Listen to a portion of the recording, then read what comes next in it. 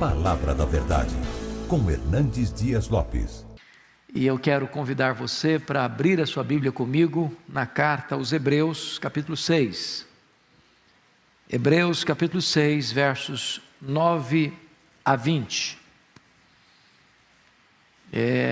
Lido o texto, mantenha a sua Bíblia aberta para acompanhar a exposição da passagem. Hebreus 6, a partir do verso 9.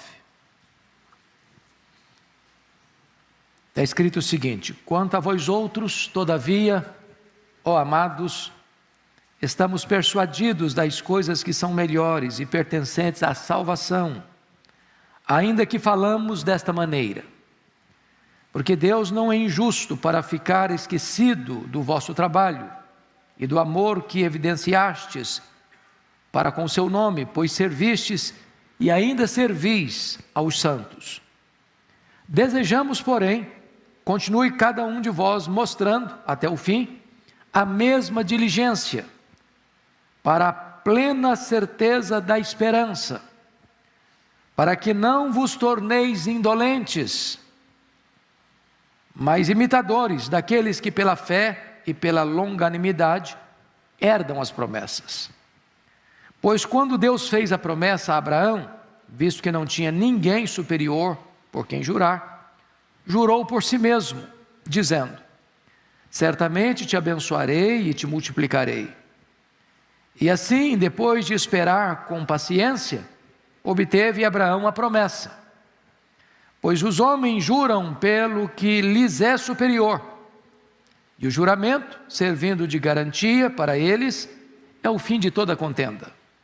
Por isso, Deus, quando quis mostrar mais firmemente aos herdeiros da promessa a imutabilidade do seu propósito, se interpôs com juramento, para que, mediante duas coisas imutáveis, nas quais é impossível que Deus minta, forte alento tenhamos nós, que já corremos para o refúgio, a fim de lançar mão da esperança proposta, a qual temos por âncora da alma, segura e firme, e que penetra além do véu, onde Jesus, como precursor, entrou por nós, tendo se tornado sumo sacerdote para sempre, segundo a ordem de Melquisedeque.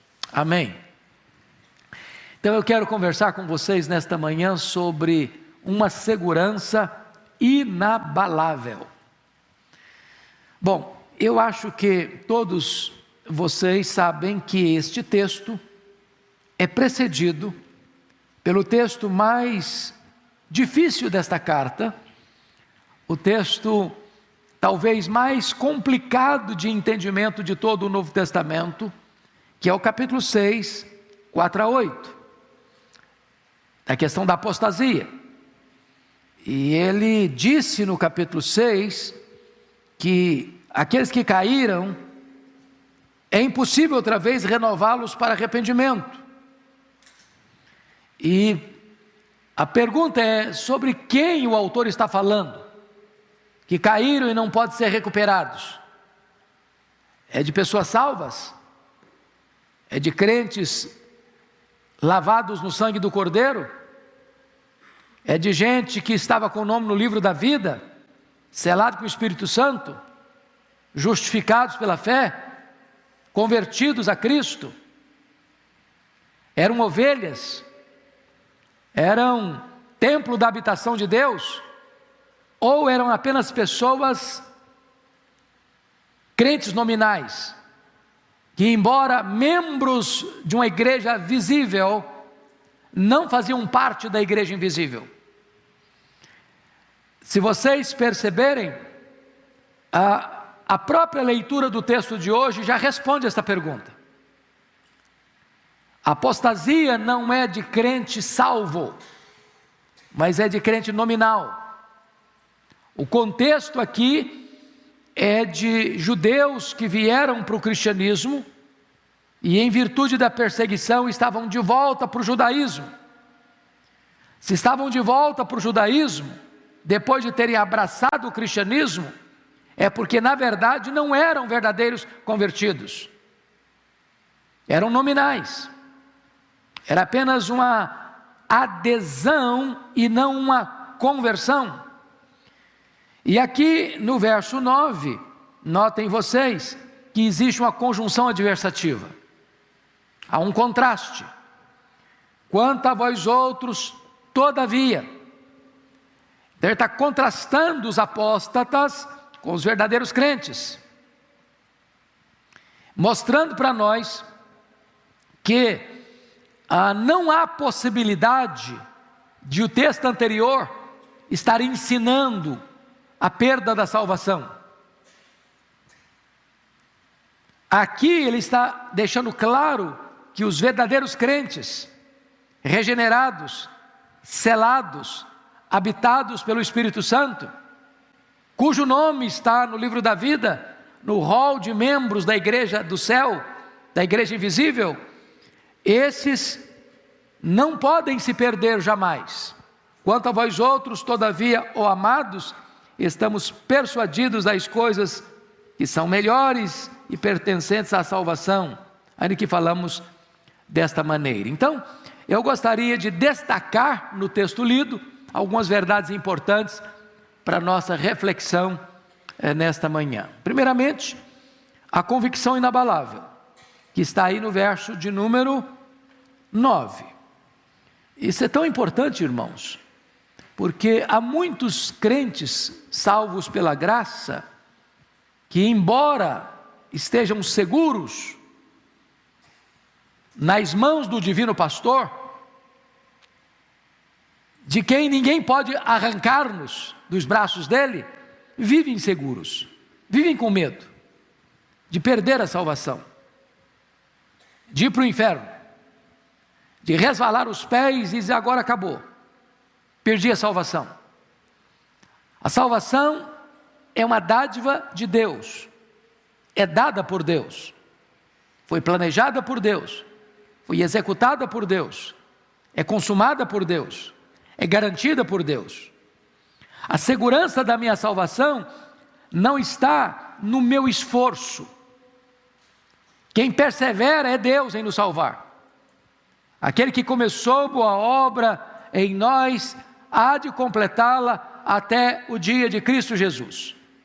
A nossa segurança está nas mãos do próprio Deus, que planejou, executou e consumará a nossa salvação. É isso que o versículo 9 está nos mostrando, dizendo com toda a clareza que não há possibilidade de perda de salvação. A mesma verdade é posta lá no capítulo 10, porque lá também ele trata do mesmo assunto da apostasia. E ele vai contrastar de novo. Olha aí, versículo 38, na parte B, quando diz assim, 10:38, se retroceder, nele não se comprais a minha alma. Ele está falando de quem? De um crente, de um salvo, que vai retroceder, e a alma de Deus não se comprais nele? Olha a resposta no verso 39, nós, porém, olha a adversativa aí, olha o contraste aí, nós, porém, não somos dos que retrocedem para a perdição, somos, entretanto, da fé para a conservação da alma. Então você vai ver apóstata. O que é um apóstata? É alguém que tornou-se membro da igreja, foi batizado.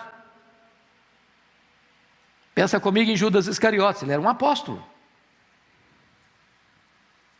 Pensa comigo em Demas, ele era um cooperador de Paulo. Pensa comigo em Simão, o mágico, lá em Atos 8, ele foi batizado. Então, o rol de membros da igreja militante, da igreja aqui da terra, não bate necessariamente com o rol de membros do livro da vida. Há pessoas que entram para a igreja, são batizadas, exercem cargo de liderança, pregam, como Judas Iscariotes, exercem uma posição de honra, mas nunca foram convertidas. Essas, num dado momento, vão retroceder. Quando você vê, deixa eu só confirmar isso novamente, se você puder abrir comigo, lá em Apocalipse capítulo 13, Veja, por gentileza. Apocalipse capítulo 13. Versículo 8. Está falando do anticristo. E adorá-la-ão, a besta, que surge do mar, o anticristo. E adorá-la-ão todos os que habitam sobre a terra. Preste atenção na expressão todos. Todos os que se habitam sobre a terra. Aqueles cujos nomes não foram escritos no livro da vida do Cordeiro. Ou seja, só existe um grupo, um segmento, que não vai adorar o anticristo quando ele surgir. Quem são esses? Aqueles cujos nomes estão escritos no livro da vida. Em outras palavras, aqueles que foram salvos, eles jamais perecerão. Aqueles que estão lavados do sangue do Cordeiro, jamais retrocederão. Aqueles que foram justificados pela fé, esses jamais apostatarão. Hebreus, como toda a Bíblia, não ensina de forma nenhuma a possibilidade de se perder a salvação. Ao contrário, é uma segurança e uma convicção inabalável. Vamos avante no capítulo 6, agora versículo 10, uma evidência eloquente. Olha aí, 6:10. Porque Deus não é injusto para ficar esquecido do vosso trabalho e do amor que evidenciastes para com o seu nome, pois servistes e ainda servis aos santos. Então, aqui ele está demonstrando o seguinte: qual é a evidência de que alguém está salvo? Como é que você pode identificar uma pessoa salva? E ele está dando uma evidência aqui. Qual é a evidência que ele oferece para nós? Primeiro, o trabalho. Depois o amor. Primeiro o amor, depois o trabalho. Ou seja, quando você ama, você é nascido de Deus. Quem não ama nunca conheceu a Deus. Quem não ama está nas trevas. Quando você ama, qual é a evidência desse amor? Não é palavra, não filhinhos, não ameis apenas de palavras, mas de fato e de verdade. Quando você ama, você trabalha, você serve. Isso é amor, não é discurso, é ação. Por exemplo, a Igreja Presbiteriana de Pinheiros, nessa pandemia, tem pregado o Evangelho, tem falado do amor. Mas se eu falasse apenas de amor aqui, de forma teórica, lá na ponta as pessoas estão passando necessidade, poderiam não entender o meu discurso. Quando a igreja se propõe a levantar, e hoje já são mais de 60 mil cestas básicas, para distribuir para o Brasil e para o mundo, para outros lugares, isso é serviço, isso é ação. Quando a Bíblia diz, você pode ajudar o seu próximo, e você diz, vai em paz, Deus te abençoe, ou volta outro dia, tendo possibilidade de ajudá-lo agora, eu não posso dizer que eu amo, se eu não sirvo, se eu não estendo a mão, se eu não abro o coração, se eu não abro o bolso, se eu não abro a casa, porque o texto está dizendo que aqueles irmãos, eles fizeram um trabalho, porque amaram e evidenciaram esse amor para com Deus, através de quê? Do serviço aos santos. Como é que você prova que você ama a Deus? Quando você serve ao seu irmão, é quando você socorre o seu irmão. Porque como é que eu posso amar a Deus a quem eu não vejo, se eu não amo o meu irmão a quem eu vejo? Agora, preste bem atenção nisso. O mesmo Deus que não se lembra dos seus pecados, se lembra dos seus atos de bondade. Quando você dá um copo de água a alguém que está com sede, em nome de Jesus, você não fica sem galardão, Deus se lembra disso. Mas do seu pecado que Ele perdoou, Ele não se lembra mais, Ele joga para trás das suas costas, Ele lança na profundeza dos mares, Ele apaga como a névoa, Ele esquece do seu pecado, mas não se esquece quando você faz o bem, quando você serve ao seu irmão, quando você ajuda e socorre ao seu irmão. Olha que coisa maravilhosa. É por isso que a Bíblia fala de galardões. Quando você serve, quando você socorre, quando você abençoa, quando você estende a mão, quando você abre o bolso, quando você abre o coração, quando você abre a casa para servir aos santos, isso fica registrado nos anais dos céus, e Deus se lembra disso. Não é que você vai servir aos santos para ser salvo, não, a salvação é pela graça, mas ao servir o próximo, você evidencia que foi salvo pela graça. Socorrer o próximo, servir ao próximo, não é a causa da salvação, mas é a evidência da salvação. Pois bem, dito isto, vamos olhar um outro ponto agora, muito importante. Uma diligência necessária. Versículo 11, olha aí comigo. Desejamos, porém, continue cada um de vós mostrando até o fim a mesma diligência para a plena certeza da esperança. O que ele está dizendo? Ele está dizendo o seguinte: não basta você ter um arroubo de entusiasmo para ajudar o próximo num momento pontual e depois afrouxar as mãos, depois botar a vida no piloto automático e deixar a vida levando você. Não. Você precisa ter o quê? Continuidade, perseverança. Você precisa ter o quê? Diligência no que você está fazendo. É por isso que a Bíblia diz que você deve desenvolver a sua salvação.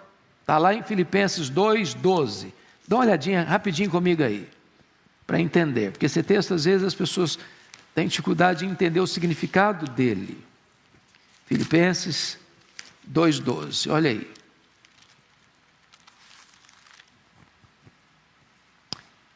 Assim, pois, amados meus, como sempre obedecestes, não só na minha presença, porém muito mais agora na minha ausência, desenvolvei a vossa salvação com temor e tremor.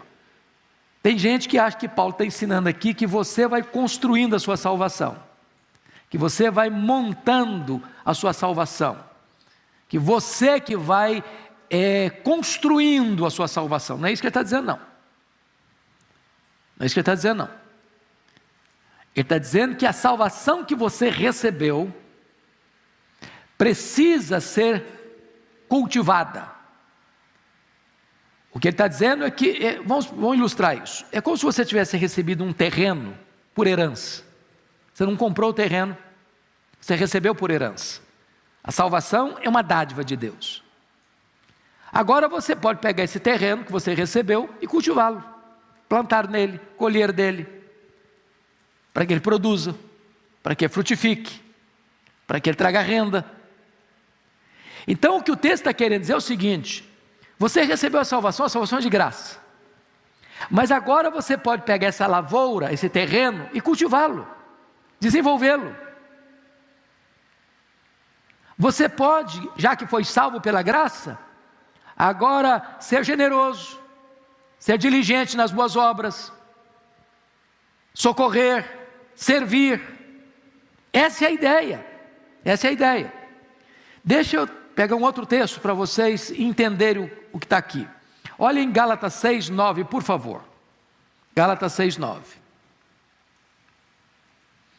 Aqui tem um texto interessantíssimo. 6:9. Está escrito assim: e não nos cansemos de fazer o bem, porque a seu tempo ceifaremos, se não desfalecermos. Fazer o bem às vezes cansa, sabia? Tem gente cansada na obra e cansada da obra. Porque nem sempre ao fazer o bem você recebe o retorno de quem recebeu o bem. Tem gente que você faz o bem para ele, ele vira as costas para você ainda. Você faz o bem para ele e ele não agradece o bem que você fez.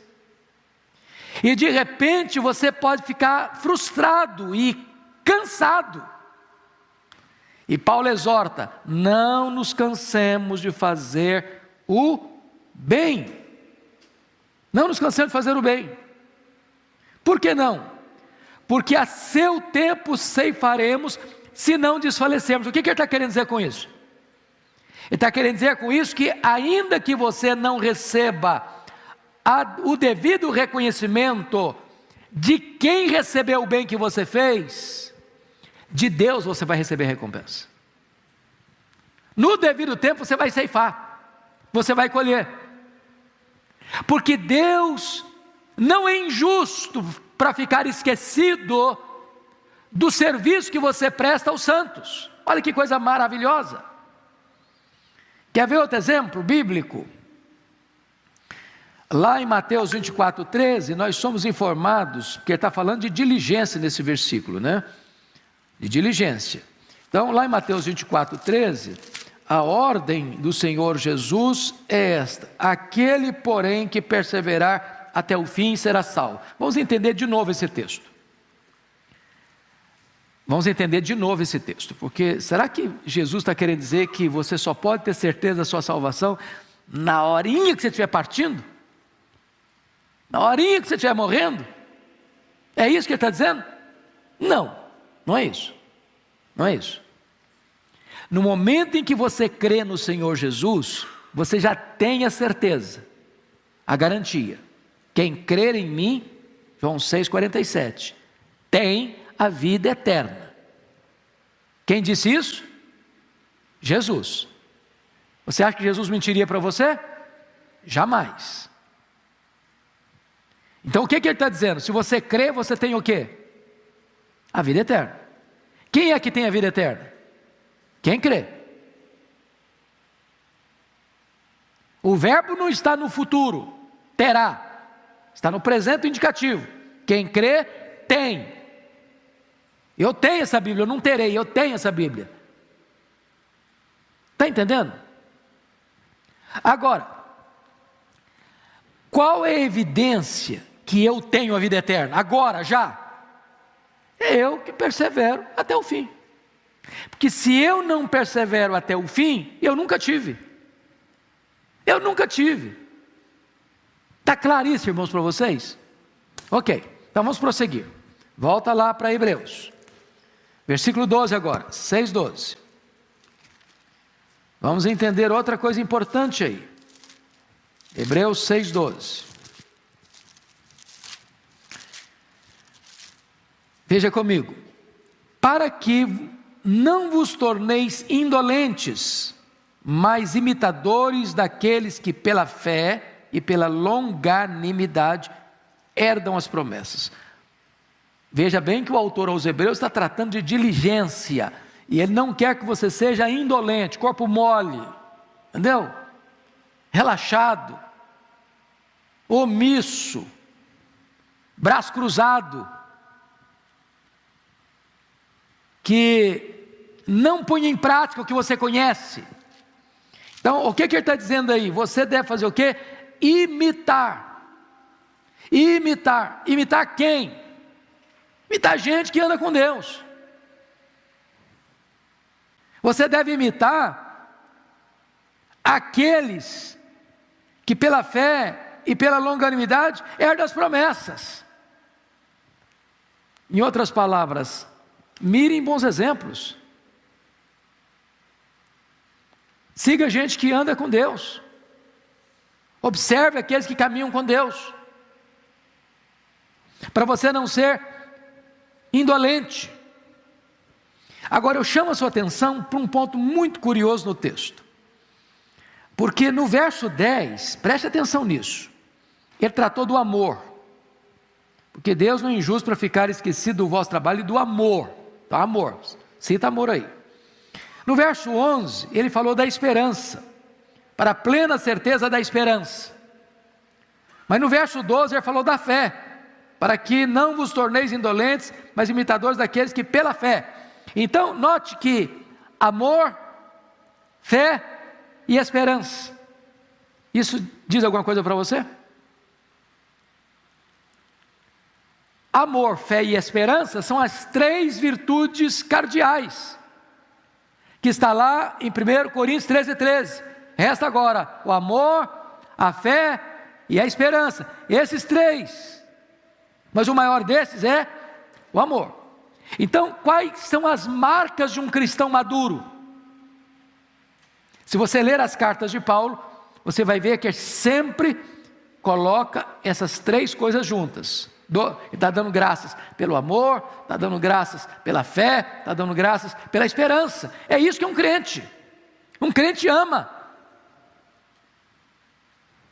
Um crente tem fé. Um crente tem esperança. Esse é o apanágio. Essa é a marca. Esse é a nossa identidade como cristãos.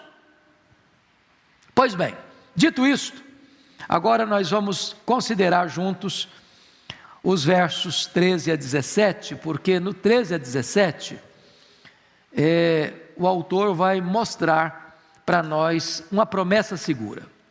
Pois quando Deus fez a promessa a Abraão, visto que não tinha ninguém superior por quem jurar, jurou por si mesmo. Vamos entender isso aqui, irmãos, porque naquela época não tinha todos os aparatos que nós temos hoje, do trabalho jurídico, né, dos cartórios, das garantias, que se tem num contrato de compra e venda, né?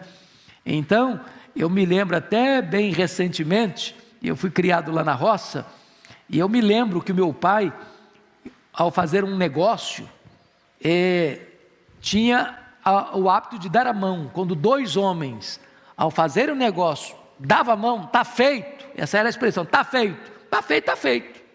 Lembra de uma outra expressão? Um fio de contrato, basta um fio do bigode. Então, naquela época, quando ia se firmar um acordo, um contrato, uma promessa, um compromisso, a pessoa fazia um juramento. Ao fazer um juramento, alguém maior do que ele cessava a contenda. Ou seja, não tem dúvida, está seguro, está certo, não dá para mudar mais, não volta atrás mais, não vira casaca mais, não desfaz mais o negócio, entendeu? O juramento cessava a contenda, cessava qualquer demanda, dúvida, incerteza. Agora, o autor está dizendo que Deus não tem ninguém maior que Ele para jurar. Então Deus jura por si mesmo, para dar garantia das suas promessas. Agora veja vocês, amados irmãos, no texto, que, olha aí em que contexto, versículo 14 agora, dizendo: certamente te abençoarei e te multiplicarei. E assim, depois de esperar com paciência, obteve Abraão a promessa. Pois os homens juram pelo que lhes é superior, e o juramento servindo de garantia, para eles é o fim de toda a contenda. Por isso Deus, quando quis mostrar mais firmemente aos herdeiros da promessa a imutabilidade do seu propósito, se interpôs com juramento. Agora vamos entender essa questão, que essa palavra foi dada para Abraão, né? Essa citação aqui do versículo 14, você percebe que ele está citando um texto do Velho Testamento. Que texto é esse que ele está citando? Se você for no rodapé da sua Bíblia, está citando Gênesis 22, 16 e 17. Em que contexto? Em que contexto? No contexto, quando Deus manda o Abraão ir a um monte que ele mostraria, para oferecer Isaque em holocausto. Então vamos agora entender a história do Abraão.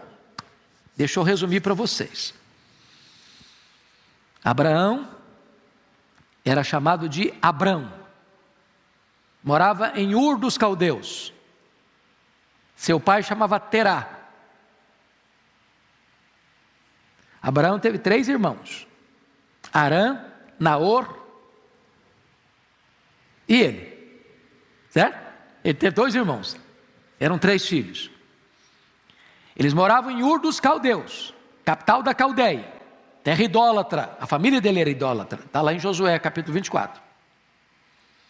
E aí eles se mudam aqui de Ur, do sul da Mesopotâmia, para Harã, no norte da Mesopotâmia. Naquela época as famílias tinham casamentos consanguíneos. A Sara era meia ou meio, agora eu fiquei na dúvida no português, quem é melhor de português me ajuda, se é meio ou meia irmã. Quem é bom de português me ajuda. Meio. Meia. Vocês ficaram em dúvida agora, tem tanta opinião que eu não sei qual que é o certo. É meia irmã? Meia. Ok, então é meia, ficou certo agora. A Sara era meia irmã do Abraão. O pai da Sara era o Terá, outra mulher. Então, Abraão se casa com a meia irmã, Sara. Pois bem, aí, ele tem 75 anos, quando Deus diz para ele: sai da tua terra, no meio da tua parentela, e vai para um lugar que eu te mostrarei. Te abençoarei, e através de ti abençoarei as famílias da terra, as nações do mundo. E Deus prometeu outras vezes que a descendência dele seria como as estrelas do céu, e outra feita diz que a descendência dele seria como as areias da praia do mar. É claro que é um termo hiperbólico, né? Porque você sabe que há mais estrelas no firmamento que todos os grãos de areia de todas as praias e desertos do nosso planeta. É uma figura de linguagem. Pois bem, ele sai aos 75 anos. Com 86 anos, aliás, 85 anos, a Sara, que era estéril, achando que não ia ter mais jeito de ser mãe mesmo, porque já tinha cessado as regras, inclusive, diz para o Abraão o seguinte: olha, Abraão, não vai ter jeito não, então faz o seguinte, pega a minha serva, que era Agar, que veio lá do Egito, quando ele passou por lá, coabita com ela, e eu vou ser mãe por meio de Agar. O Abraão, em vez de confrontar a sua mulher, diz: não, minha filha, Deus me prometeu, Deus vai cumprir, não vão dar mãozinha para Deus, eu não preciso de mãozinha nossa não. Ele acabou cedendo ao desejo da sua mulher e coabitando com a serva egípcia. Nasce Ismael, né? Barriga de aluguel. Aí o que acontece? Quando Abraão tem 99 anos, quando Isaac nasceu, quando Ismael nasceu, tinha 86, me ajuda na matemática aí, quantos anos tem o Ismael agora? 13 anos, certo? 13 anos. Deus aparece para ele de novo. Abraão, vou mudar seu nome. Você não vai ser chamado Abraão mais não. Você vai ser chamado de Abraão. Abraão é grande pai, mas Abraão é pai de grandes nações, de multidões. E aí, Deus aparece e diz o seguinte para ele: olha, a sua descendência vai ser por intermédio de Isaac. A Sara vai conceber. Ele riu, a Sara riu, um riso de incredulidade. E então, quando Abraão tem 100 anos e Sara 90 anos, nasce o filho da promessa, o Isaac. Quantos anos tem o Ismael nesse tempo? 14 anos. 14 anos. Diz a Bíblia que quando o Isaac foi desmamado, e na cultura da época se desmamava no 3º ano, quantos anos tem o Ismael então? 17 anos. Na festa do desmame do Isaac, a Sara flagra o Ismael caçoando, zombando, escarnecendo do Isaac. O que está por trás? O que está por trás é que ele e a mãe dele sabiam que Abraão era um homem muito rico, e Ismael seria o único herdeiro dessa riqueza toda. E mais, ele seria o protagonista de todas as promessas feitas por Deus a Abraão. Quando parece que está tudo certo, não tinha chance de mudar esse cenário, a Sara fica grávida. um balde d'água fria no Ismael, um balde d'água fria na Agar. E agora, um rapaz de 17 anos zombando de um menino de 3. A Sara manda o Abraão despedir a escrava e o filho dela. E agora, o Isaac já grande, possivelmente aí para os seus 13, 14 anos, pelo menos com capacidade de levar nas costas um feixe de lenha. Deus chega para Abraão e diz: Abraão, eis-me aqui, Senhor, vai a um monte que eu te mostrarei, e oferece ali o teu filho Isaque, o teu único filho, a quem amas, em holocausto. Bom, esse texto parece uma loucura, porque Abraão saiu com 75 anos, esperou 25 anos o cumprimento da promessa, agora o menino já tem 13 para 14 anos, o Abraão já está com 113, 114 anos, e Deus pede para ele sacrificar o filho que prometeu, o herdeiro da promessa. Parece que Deus está contra Deus, que a razão está contra a fé. E nesse momento, irmãos, o Abraão, diz a Bíblia, que não pergunta, não questiona, não duvida, não adia, não protela, levanta de noite. A Bíblia não diz, mas eu acho que ele não falou com a Sara. Se falasse, eu acho que quem ia ser sacrificado era o Abraão.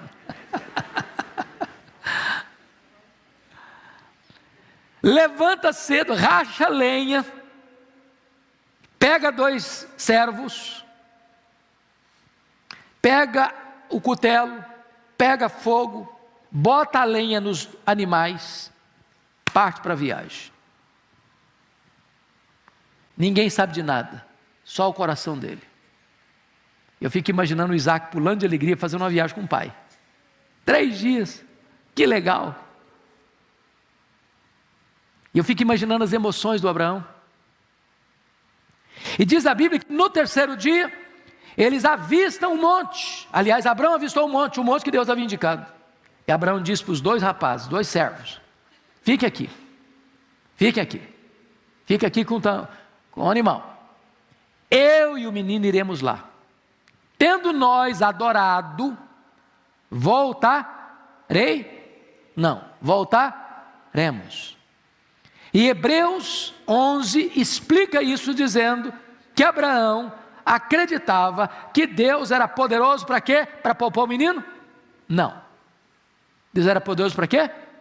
Para ressuscitar o menino. Sabe o que significa isso?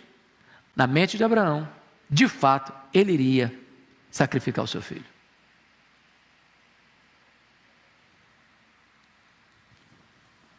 Pense comigo nessa cena de novo. Abraão pega a lenha do animal, bota nas costas do Isaque, pega o fogo, pega a faca, o cutelo, começa a caminhar para o monte, só os 2, juntos. Quando lá pelas tantas, o Isaque pergunta para o pai assim: papai, aqui está o fogo, aqui está o cutelo, a lenha está nas costas dele mesmo, mas cadê o cordeiro para o sacrifício? Eu imagino um nó na garganta do Abraão, mas a fé acendendo em sua alma, dizendo: Deus proverá para si meu filho, o cordeiro. Eu não sei se vocês acham, mas o que vocês pensam comigo? Um homem de 114 anos e um menino de 16, 14, 15 anos. Quem deveria ter mais força? Talvez o menino, não? Porque Abraão não pegou o feixe de lenha nas costas. Quem pegou o feixe de lenha nas costas foi o menino, o rapaz. A Bíblia não relata isso. Mas sabe qual a visão que eu tenho desse texto? Que é o texto mais eloquente sobre a cruz, sacrifício de Cristo. É que nesse momento, Abraão deve ter contado para Isaque: meu filho, contou a história para ele. Porque não faz sentido você entender que Abraão pegou o rapaz, amarrou o rapaz. Pensa comigo um menino carrega um feixe de lenha, se vai deixar o pai dele amarrá-lo em cima de um monte de pedra, um fecho de lenha, ele ia sair correndo, ia denunciar o pai na próxima delegacia. Para entender a figura, e eu penso que nesse momento, porque o pai e o filho, o pai entregou o seu filho por amor, e o filho voluntariamente foi para a cruz. O filho se entrega, e quando Abraão estende a mão, o anjo do Senhor bradou. O anjo do Senhor é uma teofania, não é um anjo, é o anjo. Bradou do céu: Abraão, não faças nenhum mal ao menino, agora eu sei que tu me temes. Ele olhou um cabrito, um cordeiro, sacrificou, e aí Deus refaz com ele a promessa. Jurou por si mesmo que o abençoaria, que o multiplicaria. Deus, não tendo ninguém superior a ele mesmo para jurar, jurou por si mesmo. O que a Bíblia destaca aqui, que você deve olhar para os heróis da fé, você deve olhar para quem caminhou na esperança, olha para Abraão. Você quer esperar? Olha para Abraão. Então eu queria que você fosse comigo para Romanos 4, porque lá Paulo interpreta melhor o que é essa esperança do Abraão. Vá lá comigo, por favor, para Romanos 4. Aqui tem uma expressão belíssima.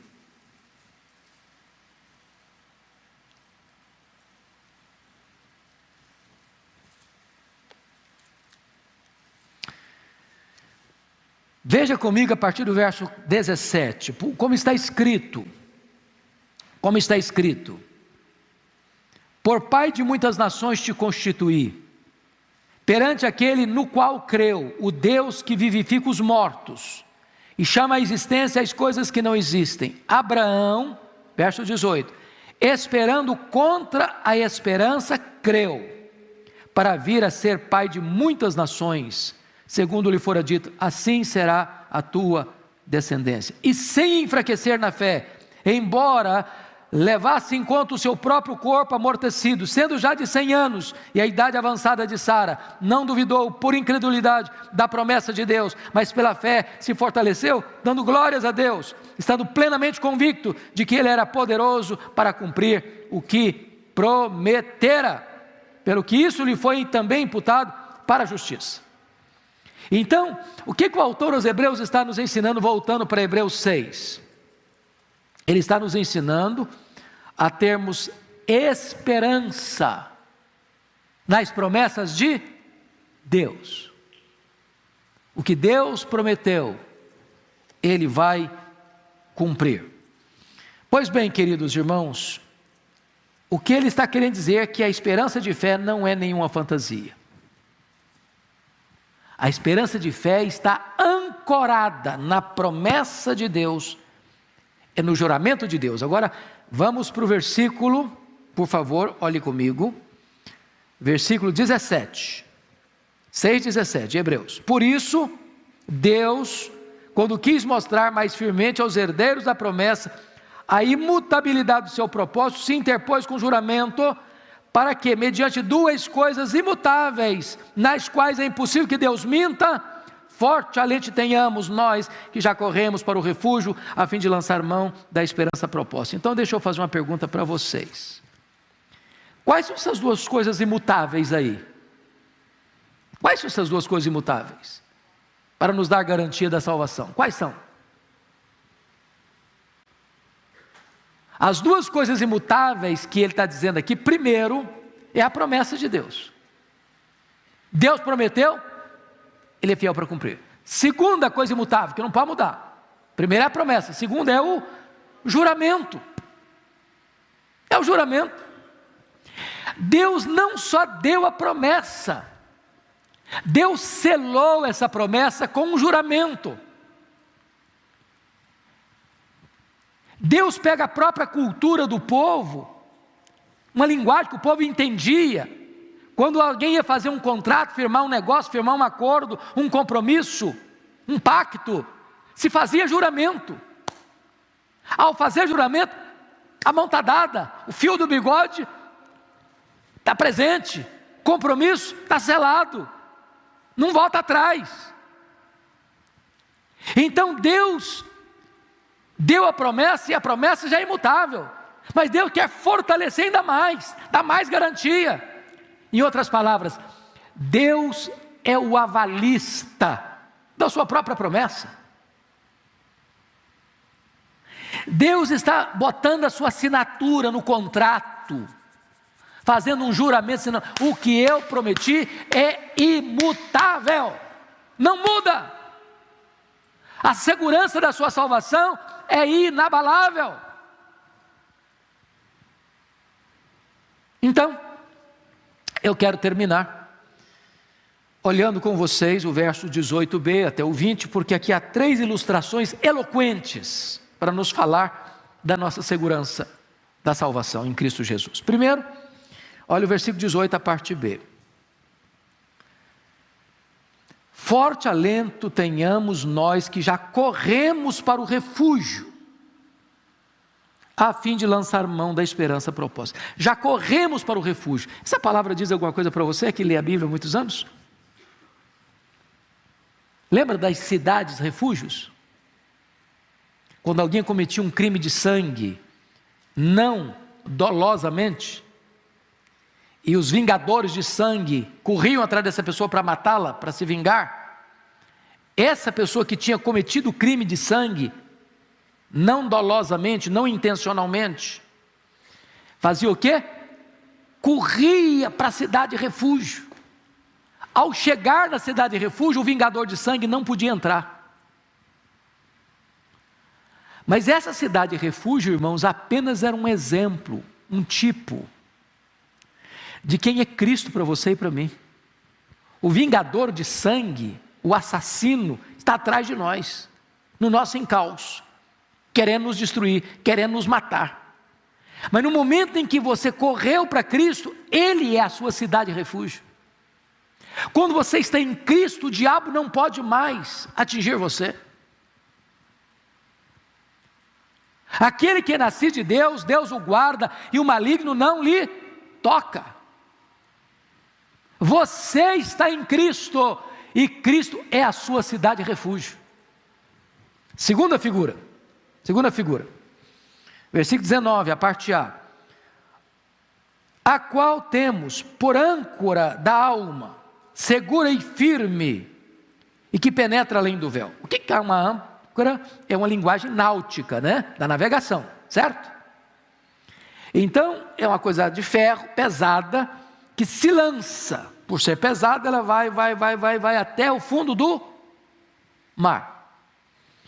E via de regra, ela se engasta lá, se prende lá às rochas, mantendo o navio o quê? Seguro e firme. Agora notem vocês, na navegação, a âncora é lançada para baixo. Na nossa salvação, a âncora é lançada para cima. Você tem uma âncora segura e firme, firmada lá em cima. A promessa de Deus, o juramento de Deus, que você que está em Cristo, está seguro, está firme. Sua salvação está o quê? Garantida. Terceira figura e última, o precursor divino. Olha comigo aí o versículo 19b e o 20.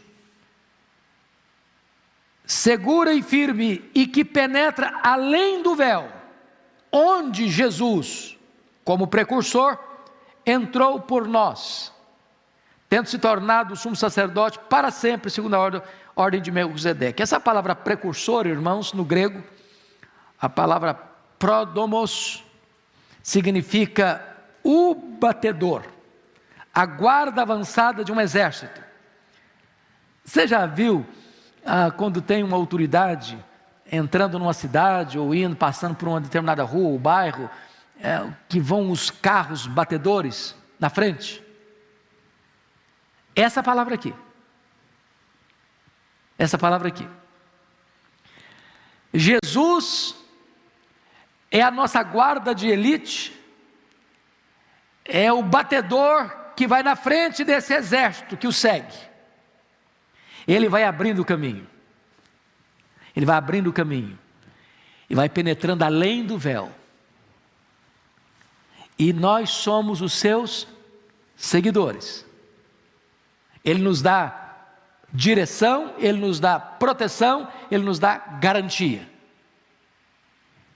E o texto está dizendo que Ele penetra além do véu, como o nosso sumo sacerdote para sempre, da ordem de quem? Melquisedeque.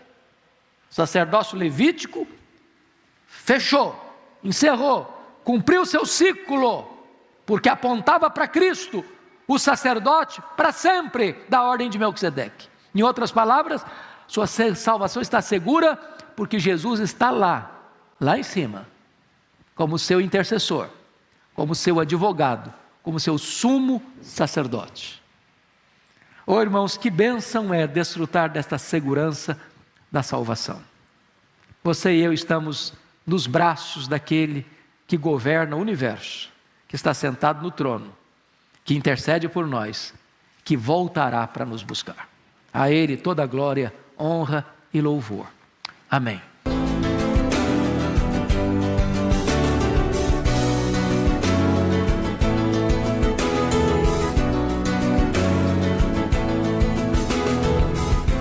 Palavra da Verdade, com Hernandes Dias Lopes.